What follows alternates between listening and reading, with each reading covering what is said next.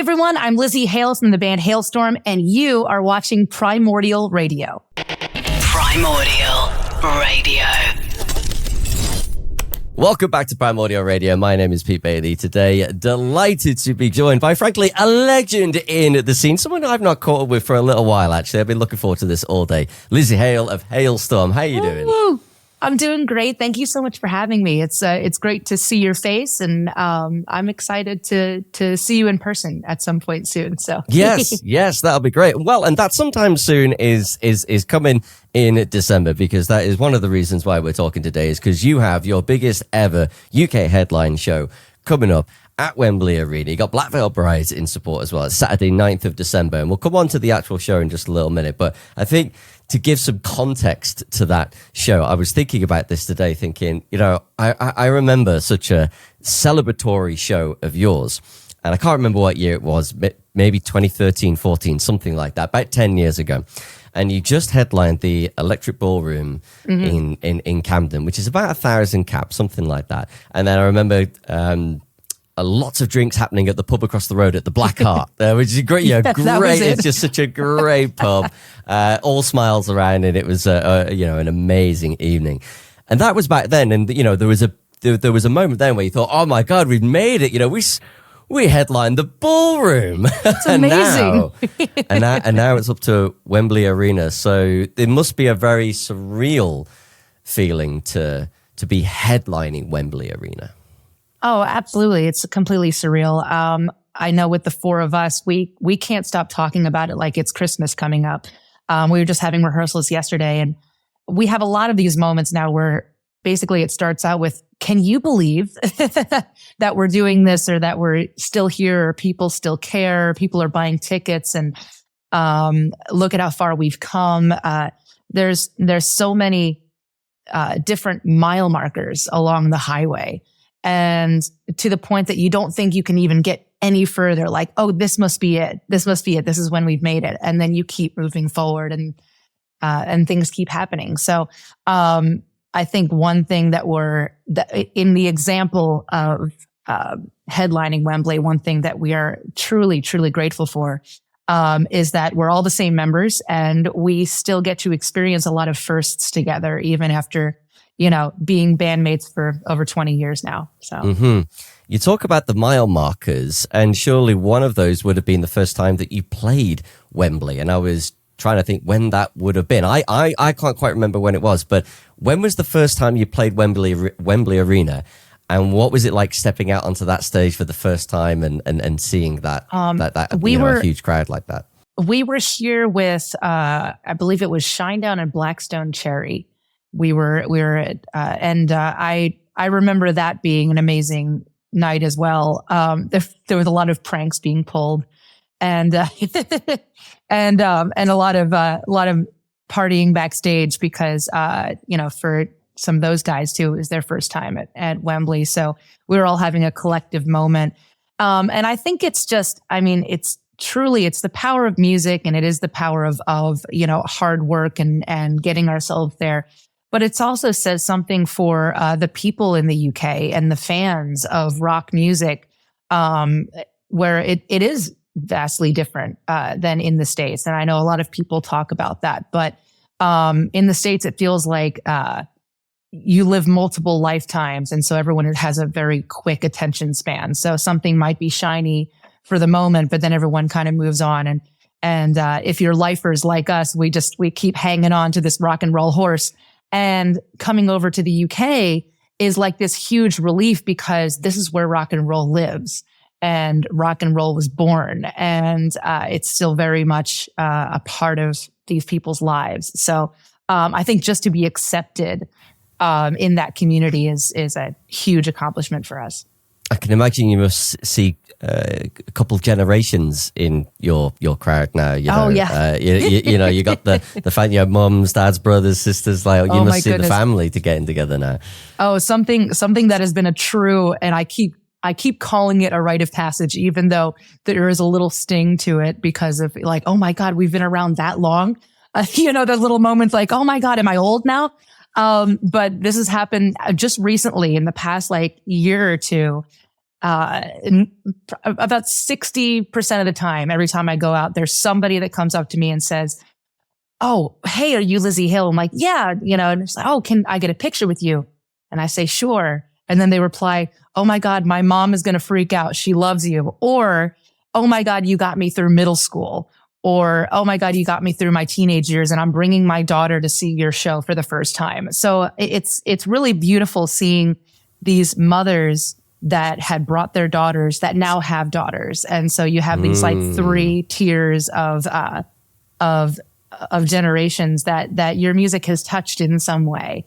And I'm just so glad that we like keep sticking it out and refuse to be bored with this or quit at this, because we're getting to experience that for the first time.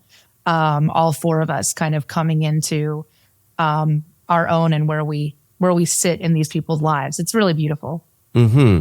And what would you say has been really the driving factor to keep you going? Because the music business isn't all sunshine, and particularly now it's quite difficult, as I'm sure you're more than aware. But there seems like there has been this drive behind Halestorm, that something has been there that has a little voice saying we cannot give up. We cannot give up. And I'm sure there might have been plenty of moments where maybe you wanted to. So what has really been that driving force behind the band to take you where you are today? Well, there's a couple things that bolster it. First, it's our own childish, reckless abandon and stupidity that has absolutely driven the train since day one. Because when we first got into this business, we could barely play our instruments, had no idea how to write a song for radio, didn't have any connections in the music, no money. Like, all of our dads were like mechanics and whatever, it's like very like, lower middle class. And then also, but there was this idea, like no uncles in the business or anything that we could like really hang on to. But there was this idea that it was kind of do or die. And once you find that thing, and collectively, thank God we all found each other, because we all had that thing growing up where music kind of found us and saved us from a lot and became part of our identity. And so there's a couple different things that bolster it now. There's no way that I can be Lzzy Hale or Elizabeth Hale, whatever you want to call me. I can't be me without this. So there's this it's like if this was to go away, it'd be like me giving up, an arm and a leg, literally, and I'd have to live my life without that. And I don't want to do that. And then there's also the aspect of family in the band too, whereas my brother's our drummer. And he and I have been doing it since I was 13 and he was almost 11. We named the band Halestorm in 97, never looked back. And so there is a huge part of our relationship and our growth together that is bound with this too. So it's almost like you're not going to break up the band because of your own needs, mentally and physically. And then also it's like you're not going to break up the family, it's like there's so much that goes into it. So yeah, it's almost not even really a choice. It's like, this is something, it's like something more primal than that. And so, yeah. And again, very grateful that we haven't killed each other yet. We, obviously we get on each other's nerves every now and again, but it's not, we've never had a fight where we're like, all right, that's it, I'm out. Even in our like weirdest times, that's never been a question. Mm-hmm, mm-hmm. And of course, every band will make mistakes and have obstacles that they have to come over. And I'm wondering, what are some of the the biggest mistakes that you've had to overcome, or some of the biggest obstacles that you've had to come as? Like, is there something you can look back and go, if we didn't get past that, we wouldn't have made it?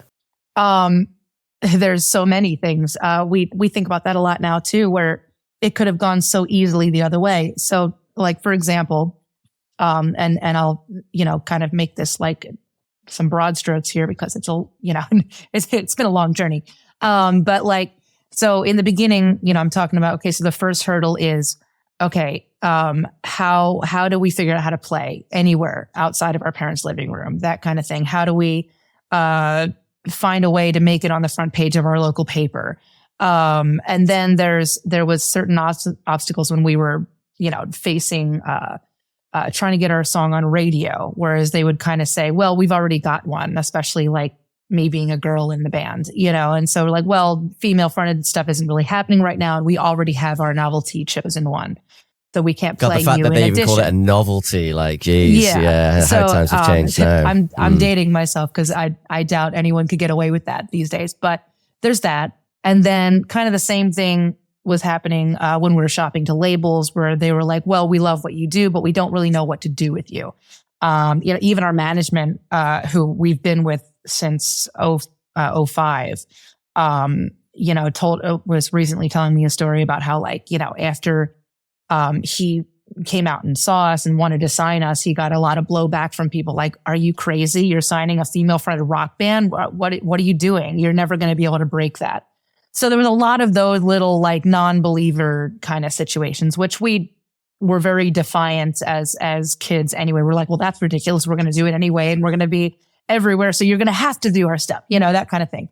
And then there's like the personal obstacles, because even after we got signed from Atlantic, you know, we went on tour, first and foremost. So that was a lot of fun for a couple of years. We didn't even have anything on the radio. We were just kind of building up a live following. Then when we finally got to California, we're looking for a producer. The first producer dropped out, and so we had to look for another one. And then our A&R guy that signed us got fired. And then all of our peers that were on Atlantic that we were touring with were all getting dropped from the label, because this was during like 2008 when the industry was kind of changing. And so we would have these moments every single time. They just felt like nothing was necessarily going right. And we had all the odds against us. We would go down to the corner store, get like a really cheap, awful bottle of champagne. Like I'm talking like $5 a bottle, that kind of thing, because we didn't have anything to our name anyway. And we would be in our little, you know, apartment, and we would pour it into our plastic cups and be like, well, here's to us, guys. We could be going home. But we're doing this together, and no matter what, we'll go home and we'll start all over again if we have to, that kind of thing. So, there were a lot of those moments. And then you think about, you know, little twists and turns on people giving us a chance, taking us out on tour, or people giving us a chance to come overseas for the first time. There's all of these doors that will open, and you just kind of have to have the balls to walk through it, even if you have no idea what you're doing. And so that's kind of been the MO. But yeah, it could have gone so easily the other way. I could still be stuck in central Pennsylvania in the middle of, you know, Mennonite country and redneck country, and with no way out. Like, that could have easily happened. So the fact that we're here is pretty incredible. Oh, it's an amazing story. It really, really is. And I managed to catch you briefly at Download Festival earlier this year, which looked amazing. And like, you see how it is, the view on screen from your perspective, but it must be quite something where you look out to a field and there's like 60, 70 plus thousand people there. It's amazing. It's almost like the audience becomes this unified huge monster, you know, and you're playing to that. And especially when you hook them in a way, like, whereas like something that we love to do in a selfish way is we say that the woos are currency. So how many woos did you get today? So we try to put in those things in our set, like little moments. And when you get them, the crazy thing about playing for an audience like that is that we're just 4 people. We just plug in and we play, and we're trying to put out as much energy as 4 people can. But then you're playing to like thousands of people that are all giving you, even if it's their most minute, you know, like energy, it's still like it hits you in the face, and you get to like lose your mind a little bit and just kind of live in the moment. And then of course, you know, we're playing before Metallica, and some of our roadie guys were like, hey, did you know that like James and Lars were watching your set? I'm like, I did not know that. And I'm glad I didn't know that. Thank you for not telling me. Yeah. Thank you for not telling me that until after. You know?